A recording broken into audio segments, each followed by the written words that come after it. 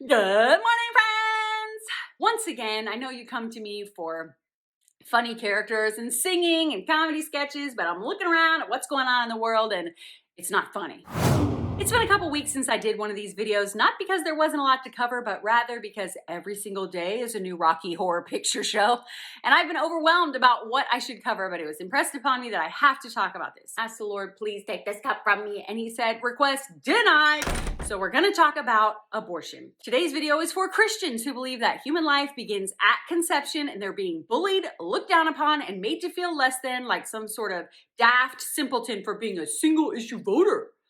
You've probably been thrown all kinds of shade by these people who in the very next post will say, I just cannot vote for Trump. Congratulations, you're a single issue voter. This election, there are probably more single issue voters than ever because no one can see past Orange Man's tweets to actual nation shaping policy. To everyone who's stretching your fingers, already about to comment, You are not pro-life, you are just pro-birth. I'm gonna get to that. Or how abortion rates are declining more under liberal presidents, I'm gonna get to that too. And for everyone in the whole world, if you could just actually watch a whole video before commenting, that'd be great. So before we get into this very difficult, not funny topic, I want to say, if you are someone who has had an abortion, I do not pretend to know your circumstances or your feelings. I'm sure it was very difficult and you grieved through it and after it. I don't know. I do not have malicious feelings towards you. I know people personally who have had abortions whom I love, and I'm not here to judge them or their decisions.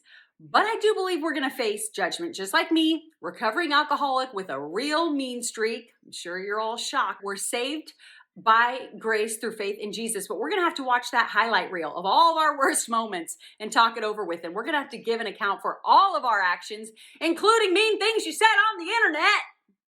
Who we vote for this year may not even register in the big end of life review. But you think God might ask, what stance did you take on the elimination of millions of my children created in my image, 876,000 of whom were wiped out in the US in 2018 alone? What do you think he might say about if we vote in to pay for the cost of those murders out of our own taxes? The idea to me that a Christian would be fine with having abortions come out of their personal tax dollars is crazy to me. It's cuckoo, and it is on the ballot. This election, Biden is proposing to repeal the Hyde Amendment, which protects us against that. I have 3 points to help you defend yourself against these single issue voters who are stupid attacks, okay? Number one, blue is better. We've all heard this year that abortions decline under liberal presidents, so if you're pro-life, you should vote blue. Let's put aside feelings and review some facts. Abortions have been on the decline steadily since the 90s. Thank the Lord. The Guttmacher Institute, which is a pro-choice organization, reported that between 2011 and 2017, the 4 states with the harshest laws, heavily regulating clinics and leading to clinic closures, saw larger declines in abortion rates above the average. So, also looking at the chart we've all seen go around, it shows that abortion rates decline more under Democratic presidencies than Republican ones, but let's bounce back to 6th grade government class and remember that Congress makes laws, not presidents. Nearly all changes to access to abortion throughout its entire history have come at the state level and not the federal level. With the chart, you see, oh man, maybe they really have a point here. But when Bush Sr. was president, Democrats controlled both chambers. Most of Clinton's presidency, Republicans controlled both the House and the Senate. During Obama's presidency, when abortions decreased by 26%, hallelujah, Republicans dominated the House and the Senate, and those state senators passed more abortion restrictions than ever. In fact, in 2 years during Obama's presidency, in 2 years they passed more than the entire time W was president. The states with the highest abortion rates are blue states with the most expansive welfare programs, which lines up with the international data we have showing the few nations with higher abortion rates than us, only 8 countries, are, wait for it, socialist nations. Plus, the National Abortion Federation reports that the abortion rate of women with Medicaid coverage is 3 times as high as that of other women. Now, the Hyde Amendment, as I mentioned before, is believed to have prevented 2 million lives from being cut short over the last 40 years. It was the bill that introduced the initial decline in abortion. This is the amendment that Biden wants to appeal. In New York, the bluest of blue states, their 2019 Reproductive Health Care Act means women can get an abortion all through those 9 months for her mental, emotional, psychological, or familial health.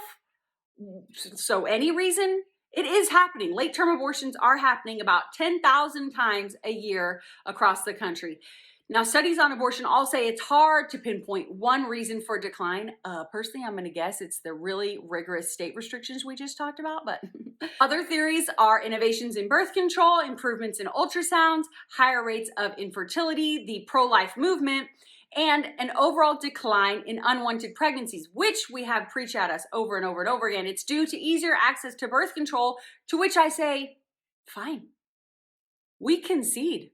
Federal law requires that health insurance coverage covers the full 18 types of contraceptives used by women, including counseling and related services without out-of-pocket costs. Now, there is a refusal clause that allows that a private religious organization should not be required to give its employees paid birth control if birth control goes against their beliefs. I'm just going to go out on a limb and say if you're applying for a job working for a religion or religious organization that is anti-birth control, you shouldn't expect them to cover that in your healthcare coverage, in your plan. Now, maybe you've heard that overturning Roe versus Wade will be the end of women's rights, and that's what Republicans want. Look, that just gives the states the power back to individual states.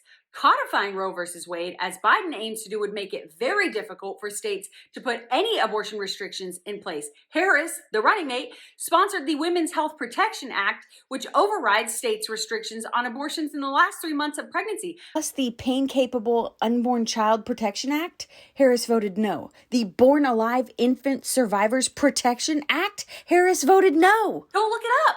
It's not funny. What if, moving on from that, red states make it illegal, right? And women will still do it. They'll be DIYing. It'll be unsafe. Well, you can always go to another state. But also, guys, it's illegal to steal, to stab someone, to drive 120 miles an hour, to kill an adult, or to kill a child outside the womb. Yeah, people still do it. People are still going to do it. But why make it easier and safer for people to do terrible things? How does that make sense? Line number 2, women need this. If you want to be pro-women and support women, you need to be pro-choice. Because what about rape and incest, right? Again, let's look at facts, because pro-choice advocates have done a great job of crafting a narrative that abortions are by young, scared victims with no other choice. That's what I thought. Then I looked at the numbers. Of all the abortion data that we have, rape and incest accounted for 1%. Rape and incest account for 1% of abortions. Well, what about all the young women? Women aged 19 and younger are only 10% of abortions. 90% of these abortions are women over 19 years of age. Also, the majority of these women having abortions are not even first-time mothers. They have had one or more other children. This is not about judging those mothers or their choices, okay? This is just about shedding light on the truth of the actual numbers here. Now, what if you're saying, well, what about the safety of the mother? Obviously, the doctor's always going to have their responsibility, the oath they took to protect the mother, and there are always going to be laws that protect the mother. But past 24 weeks, the baby is viable, and usually the safest thing for both is to deliver the baby, not end its life. What about the argument of, well, these babies are going to be born unwanted, unloved, in poverty, disadvantaged? Does that diminish their value as a human? Does that mean you advocate that the merciful option would be to go into orphanages and just eradicate all those children waiting for adoption, that they have no value? There's between 1 to 2 million estimated parents waiting in the United States to adopt that would beg to differ. What about fighting for women's rights? Well, gender is determined immediately at fertilization. So what about all the women in the womb? Should we only fight for women based on their location in the womb versus out of the womb? Or their age? We fight more for a 2-year-old than a 9-month-old or than a 26-week-old. Also, this isn't about the patriarchy. I don't get that argument. This is women. Women lead the pro-life movement, the marches, the legislation. They're writing their senators. They're leading prayer rallies, forming organizations, volunteering. It's moms. It's women like me throwing her entire entertainment career away to make videos like this. As for body autonomy, many of our laws have to do with our body. I'm looking at you, mask mandates. How can one be for a body policy that keeps spit particles from possibly landing on another person, and against a body policy that allows another person to live? By the way, how can these people preach about science and then say they don't believe that the cells in the womb are a developing human being? Someone make it make sense. It's not funny. Another cutting argument often thrown at pro-life voters is that we are only pro-birth and not pro-life. First, better to be pro-birth than anti-birth. And in many cases, we are talking about anti-birth, not pro-choice, or else they would advocate that mothers have an ultrasound and hear the heartbeat or learn about the baby's development before making the choice. But instead, you have clinics using terms like pregnancy tissue instead of fetus or baby.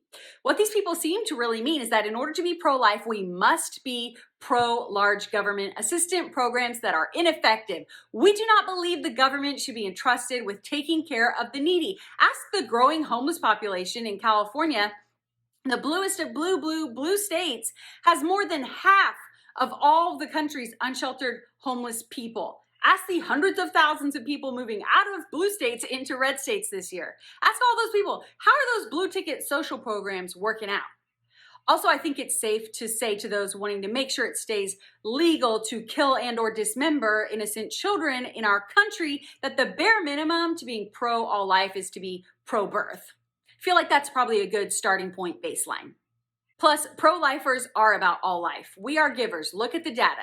Out of the top 10 most generous states, according to a Chronicle of Philanthropy study based on itemized charitable contributions, 9 out of the 10 top states voted Republican in 2012. And numbers indicate that those who live in predominantly red states actually tend to give almost 10% more to charity than the average and are 10% more likely to volunteer their time or volunteer for a cause. You guys, Ali Stuckey, the Relatable podcast, she's the GOAT. I'm a big stan of hers. I get a lot of information from her and her sources. She always lists her sources. I'm very inspired by her this year to stand up for what I believe in and make these videos. She reminded me in her recent video that we are called to care for the needy, not out of obligation via the government. According to the Bible in 2 Corinthians 9, each one of us must give as he has decided to give in his heart, not reluctantly or under compulsion, for God loves a cheerful giver. Now for line number 3. Maybe you've been told this doesn't matter in this election. They just don't want us to talk about it. They're like, this isn't a real issue this year. If you believe that, despite all I've just told you, you think maybe nothing really changes from one president to the next. I hope I have inspired you to really pay attention to your local elections where we vote in the public servants who decide on your abortion policy in your state.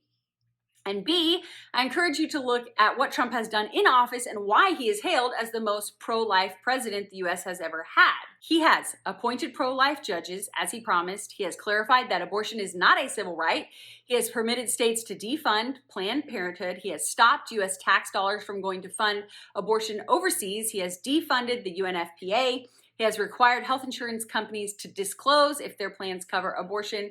He has finalized new regulation to strengthen reinforcement of federal laws to strengthen the conscience rights of healthcare workers who don't want to participate in performing abortions. He's cut Planned Parenthood's tax funding by up to $60 million. He's canceled a major contract with the University of California, San Francisco to fund research where they use the body parts of aborted babies. He's taking action against California for violating the Weldon Amendment, which is discriminating against organizations that don't cover abortion in the healthcare plans. And he is the first president ever to speak at the March for Life. Now I know because it's recent news, trolls are going to hop in here and be like, well, he got fetal stem cells injected into him to treat COVID-19. Y'all, from Science Magazine, quote, did Regeneron use aborted fetal cells to make the monoclonal antibodies that Trump received? No. The monoclonal antibodies infused into Trump were not made from or in fetal cells, end quote. Now, Regeneron does develop treatment from stem cells created via in vitro fertilization, which I know is a gray area for most of us, but he was not injected with aborted baby tissue like the headlines want you to believe. This was a lot. I am tired. Thank you for watching this. I hope that you share this because I was inspired to make it because I keep getting so many messages from people who feel like they're the last lone standing Christian conservative willing to stand up for the unborn, and that is not true. You are not alone. We are under attack. We're under attack for being conservatives, for having Christian values, and for standing up and being single issue voters, as some of us are, for the unborn. We're under attack, and I believe it's a spiritual attack. But you are not alone, and that's why I'm making these videos, so that you can know that. And I also want to say, Trump is not perfect, okay? Trump is not perfect. In fact, I've repented because in my very first Trump video, I implied that he was our only hope, and that is blasphemous. Obviously, he's not our only hope. Our only hope is in Jesus. But in 2016, I was a reluctant conservative voter, wasn't sure. And now, after doing all the research and looking at all the numbers, looking at his actual policies, not his personality. I'm not voting for a pastor. But looking at his policies and the results of those policies while he has been in office, I have gone from a reluctant conservative voter to a confident conservative voter. So I hope that this inspired confidence in you as well. And I hope that you'll share it so that less and less and less of us feel alone, and that we feel encouraged as we make it to November. So thank you for watching. Thank you for sharing. You can sign up on my website to get the resources and more resources to help you understand some of these concepts and policies and how to talk about them if you go to kelseyhumphreys.com/notfunny. I'm Kelsey Humphreys, and I'll be back soon with another video.